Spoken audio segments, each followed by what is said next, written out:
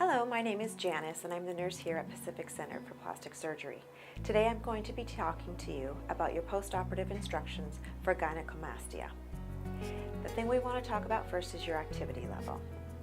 You want to keep yourself resting for the first 12 hours after your surgery and not do any heavy lifting, bending, or exercise for the first 1 to 2 weeks following your procedure. You can gradually increase your activity level from day 1 up to the 2 weeks when you can go back to your normal activity level. Next, we are going to talk about your position. You're going to want to sleep elevated on at least 2 to 3 pillows that will be supporting both your head, neck, and your back.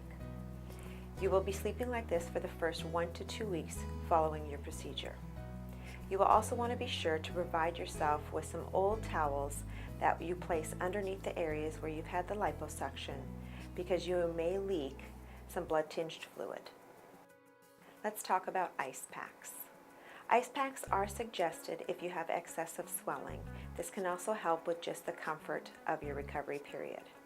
Be sure that you do not place the ice packs directly on the skin, that you actually place a barrier in between your skin and the ice pack.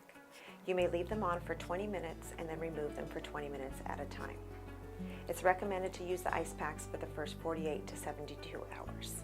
Next, we will be talking about wound care. Each of your incisions will have a layer of tape on them. Please leave that tape on until your first post-operative visit. If the tapes happen to fall off, you may leave them off, but we would like you to clean the incisions with half and half hydrogen peroxide and water mixture. You then want to place a layer of a bacitracin ointment on those areas. You may shower 3 days after your procedure.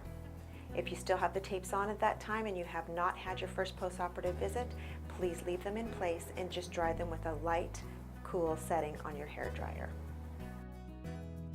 You must wear your garment for the first 4 to 6 weeks following your procedure, or unless advised differently by your physician.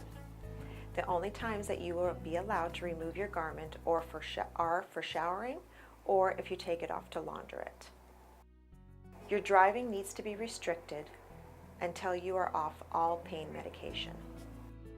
It is normal to have swelling and bruising in the post-operative time frame.